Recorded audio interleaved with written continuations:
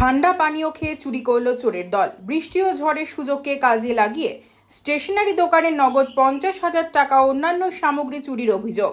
ফালাকাটা ব্লকের ছোট শালকুমারের বীরসা বিদ্যা ভবন হাই স্কুল সংলগ্ন বাস স্ট্যান্ডের পাশে একটি স্টেশনারি দোকান থেকে সোমবার রাতে নগদ 50,000 টাকা অন্যান্য সামগ্রী চুরি করল চোরের দল। দোকান মালিক আদর্শ দাসের অভিযোগ, রবিবার সারাদিন দোকান করার পর রাত্রি 9:30 নাগাদ দোকান বন্ধ করে বাড়ি যান। সোমবার সকালে দোকানের শাটার খুলে দেখতে পান দোকান লণ্ডভণ্ড অবস্থায় পড়ে রয়েছে।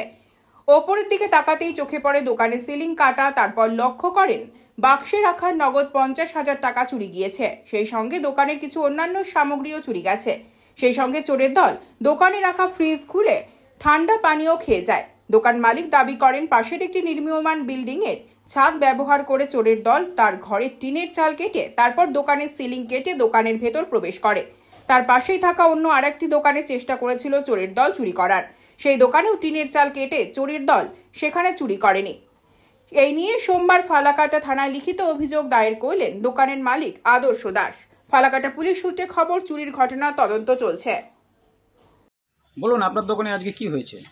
রাত্রে 12টার পরে আমাদের দোকানে চুরি হয়েছে। কি চুরি হয়েছে? টাকা, দামি দামি ক্রিম, তারপরে ঠান্ডা ঠান্ডা সবগুলো নিয়ে গেছে। আর কি চুরি হয়েছে? এইগুলোই চুরি। টাকাও চুরি হয়েছে? হ্যাঁ, টাকা। কত টাকা? 40-50 হাজার টাকা হবে। 40-50 হাজার টাকা দোকানে ছিল? সেটাই চুরি হয়? সেটাই। কোথায় রেখেছিলেন টাকা? এখানে আমার ক্যাশ বাক্স। ক্যাশ বাক্সে ছিল? এবং কত টাকা বললেন? 40-50 হাজার হবে। কিস্তির টাকা ছিল, সোমবার কিস্তি জমা করবে, কিস্তির টাকা টোটাল নিয়ে গেছে। কিসের কিস্তি ছিল? বন্ধনে কিস্তির টাকা রাখা ছিল, জমানো ছিল, সেই টাকায় চুরি হয়। আর সঙ্গে আর কি দ্রব্যাদি? না, অন্য ক্রিম, ঠান্ডা, টাকাগুলো চুরি। ক্রিম, ঠান্ডা, টাকা। আপনার নাম?